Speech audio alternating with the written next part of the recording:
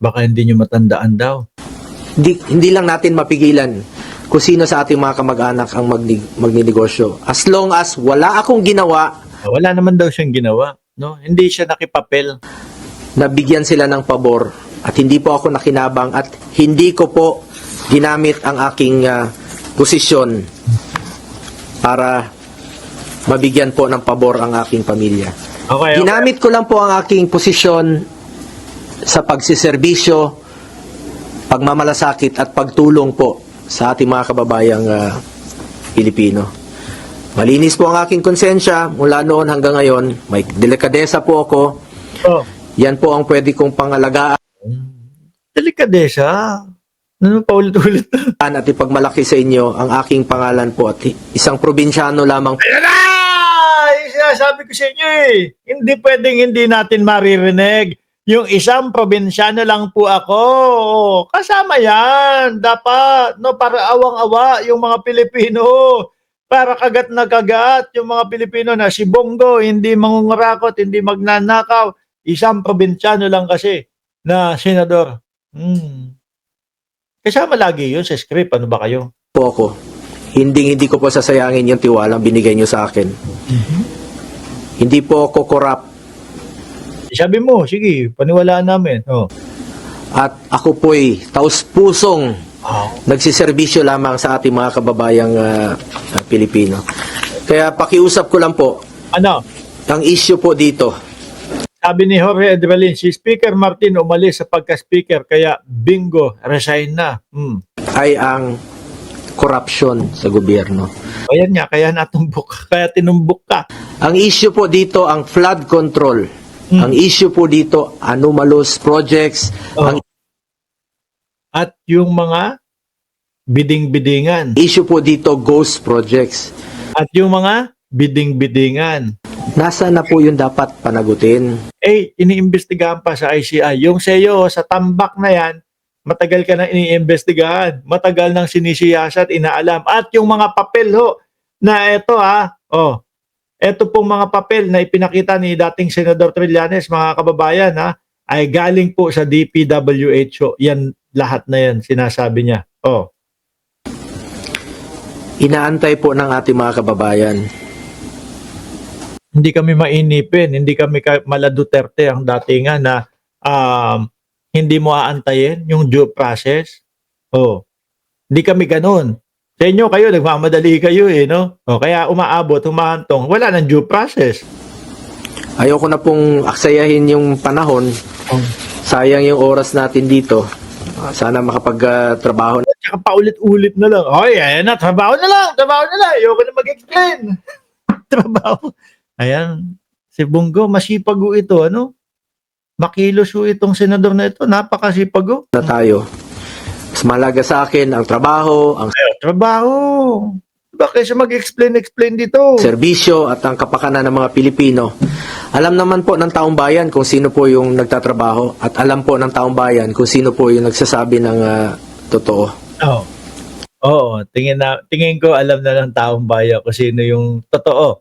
Ako, sipag, Ayan more serbisyo. Ayan na. Taas ko din kaya yung upuan ko dito. Sabi, iangat ko din yung bangkuhan ko dito para parehas kami ni Bongo. At malasakit ang pagtutuunan ko ng pansin. Simula noon hanggang ngayon, yan naman po ang aking ginagawa. At alam po ng Siya lang ang masipag. Pilipino kung sino yung nagsiservisyo at nagtatrabaho. Nasa Pilipino na po yan kung kanino po kayo maniwala. Nako, ngayon, dati sa inyo kami naniniwala. Parang ngayon, doon na.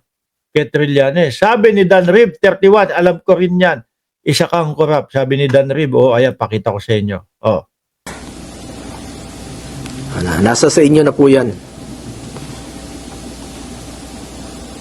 Iiyak na yan. Iiyak na yan. Iiyak na yan. Mga kababayan ko, patuloy nating Ay! Mga senador, mga Duterte Black, naknantina pa kayo Baka pagbaba ni Bongo sa podium, hindi nyo salubungin at tapos hihimasin nyo yung likod ng gano'n ni Bongo. Dapat may gano'n ng mga pagsuporta kay Bongo. labanan ng korupsyon sa gobyerno.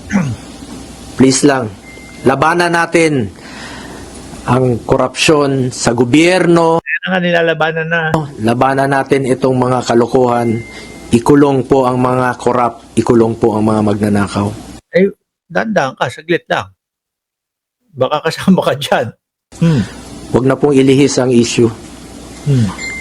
Pag siya yung inimbestigahan, pag siya yung pinakitaan ng ebidensya laban sa kanya, inililihis yung issue eh.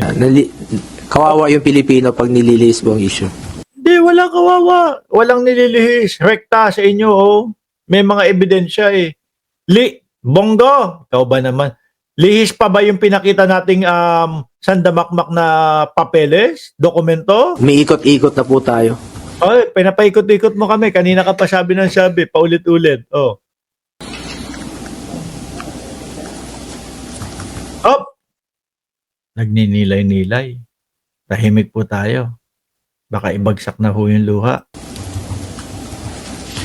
At nakita niyo naman siguro yung complaint ni Trillanes. Ano po? Binigay naman niya sa mga reporters.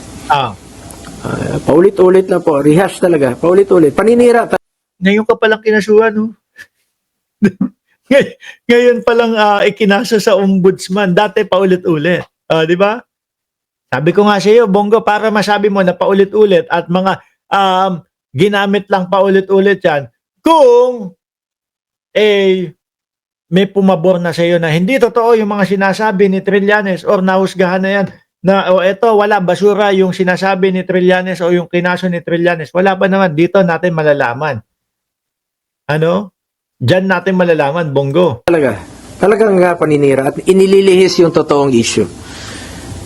Yun talagang totoo dito ngayon. Nililihis Paulit-ulit, nilis niya. Paulit-ulit lang. The same mo, sabi ko nga. Paulit-ulit nga sabi ko nga sa iyo, kada eleksyon, kahit na paulit-ulit si Trillanes dyan, dahil winawarningan yung taong bayan, ipinapaalam kung anong pagkatao ang meron ka. Hindi pa naman naipasok yan sa korte. At sinabi ng korte, walang katotohanan at basihan yung mga bintang ni Trillanes. Pag ginawa niya ulit yon, tapos meron ng solusyon o meron ng ihatol ang korte, yun ang pwede mo sabihin paulit-ulit. Pero eto ngayon pa lang, tinotoo na yung kaso. 4 na taon na. 2018, 2021, 2024, 2025. Di ba nung mga panahon na yon, yung tatlo si dating Pangulong Duterte ang nakaupo. Anong expect mo? Mananalo siya? Ano expect mo? Bubusisiin nila talaga yung si Trillanes. Kay Duterte versus Trillanes pa nga lang harang na yan Pareho lang yung complaint niya. Ayan, kinumplain na talaga. Talagang kinaso na talaga. Na-file na po niya ito last year. Na-file last year. Ano nangyari? Na-file na po niya ito last year. Tapos na po election. Nung na-file yung last year, meron na bang hatol? Nanalo na nga po ako, naging number 1 pa. Na-file last year. Bakit ipapile ulit? Salamat at mas naniwala kayo sa akin kaysa kay... Ay, hindi! Loko-loko ka! Sasabihin mo na naniwala kami sa inyo. Ako hindi Sorry, Bongo. Uy! Ulot to, dinamay mo pa ako. Kayo. Nagpapasalamat sa inyo si Bongo. Salamat daw at naniwala daw kayo sa kanya. Trillanes. At hindi ko po sasayangin yung tiwalang binigay niyo po sa akin. Dahil ako naman po taos pusong magsiservisyo sa ating mga kababayang Pilipino. Siya yung tamad at... Tamad pa daw. Alam ng Pilipino sino yung corrupt. Siya yun. Siya. Ebidensya. Ganun yun. Corrupt si Trillanes. Ngayon, nakikita ho natin yung pagkakaiba sa dalawa. Si Trillanes, inaakusahan si Bongo na corrupt daw si Bongo with matching, tanggalin ko muna si Bongo with matching ebidensya na ganito. Di ba? May babasahin. Merong mga ipinapresentang mga dokumento. Yung kay Bongo naman po, mga kababayan, Ninaakusahan niya na corrupt daw po si dating Senador Trillanes with matching, laway lang. Walang ipinakita. Alam naman po natin kung sino ang corrupt. Siya yun. O, dun. Hanggang dun na lang ho yun.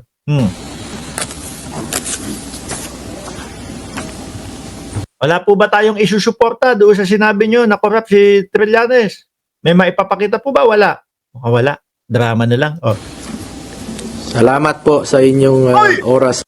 Sinabi mo na corrupt si Trillanes tapos iiwanan mo kami ng ganito?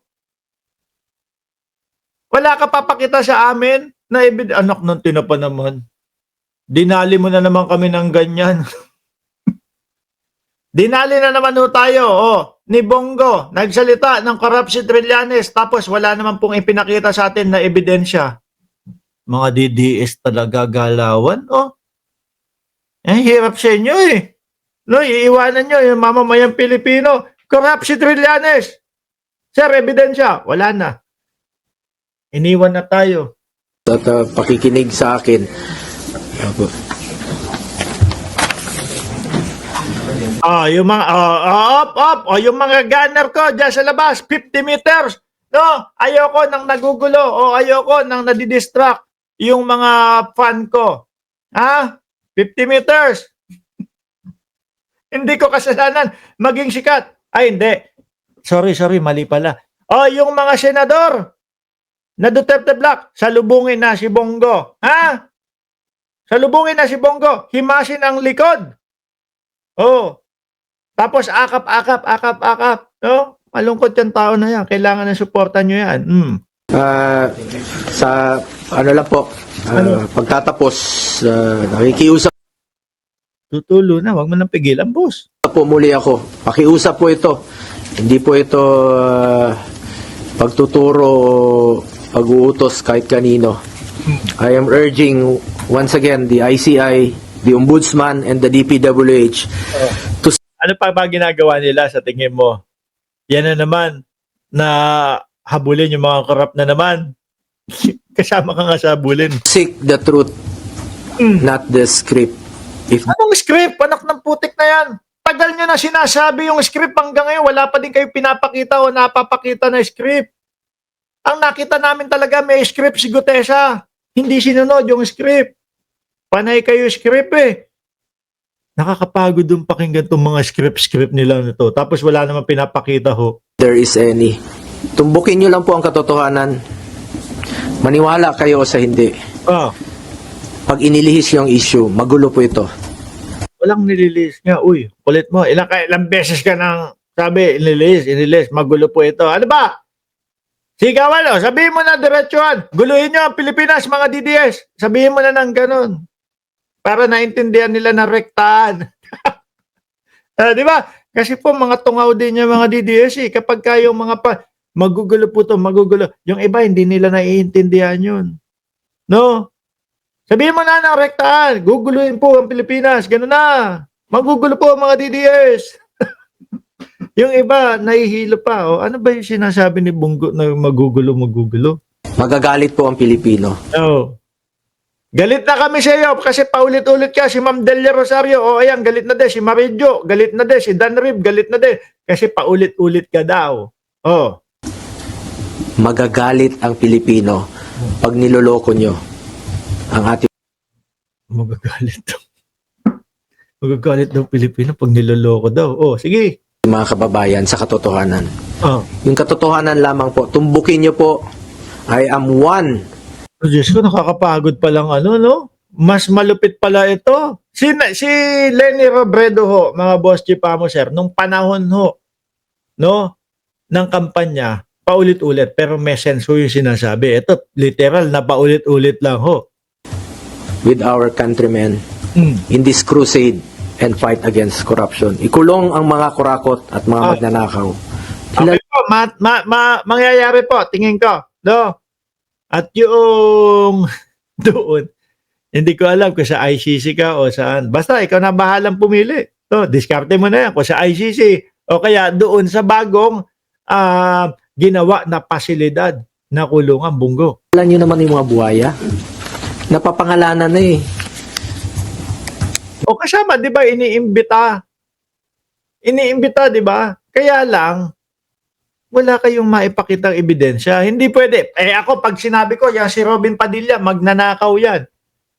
Pag sinabi kong ganun, okay na yon dahil pinangalanan ko, tas wala naman ako ebidensya, mali yun. Di ba? Mali yun. Hindi naniniwala ang Pilipino sa ganun, Bongo. Yung iba nagtatago lang talaga. Oh. Di ko alam saan sila nagtatago o pinagtatakpan nyo lang talaga para ilihis yung katotohanan. Iiyak na. Oy, Direk, ready mo na yung mga sasalubong kay Bongo. Okay? Yung mga senador, unang-una dapat diyan sa dapat pipila ha. Pagkababa sa podium ni Bongo, unang-una si Robin Padilla, sumunod si Jimmy Bondoc. Ay, hindi, talo pala 'yon. Unang-una si Robin Padilla, talo nga si Jimmy Bondoc. Robin Padilla, Bato de la Rosa, Marcoleta, o yan, akap kayo, no? Tapos hima sa likod ni Bongo. Tahan na. Kaya mo yan. O, ganun. Dito lang tayo sa katotohanan. The truth. Hindi kayo magkakamali. Pag doon lang tayo sa katotohanan. Oo nga, no? Tama ka dyan, no? Matutumbok din yan. Salamat po. Ayan na. O, ay, mga cameraman, i-focus doon sa mga doon sa mga senador na sasalubong kay Bongo. Ayan na. Gumagalaw. Ayan na. O, akap. Walang sumalubong? Walang umakap?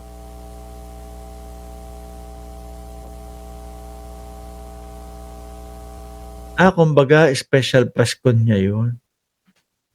Paano ho, mga kababayan? Umalis na. Si Bongo, wala na tayong kausap dito. Bukas ulit ng umaga, 10:00 ng umaga, Pilipinas time, magsama-sama ulit tayo.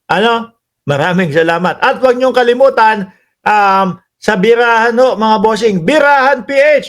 Para doon sa hindi pa nakakaalam kung nasaan yung Birahan PH. Ito po, Birahan PH, 12:00, impunto ho, mga kababayan. 12:00 impunto, mga boss chief, sir, samahan niyo po kami diyan sa Birahan PH. Paki-subscribe, paki-like, and paki-share. Maraming salamat and God bless po sa ating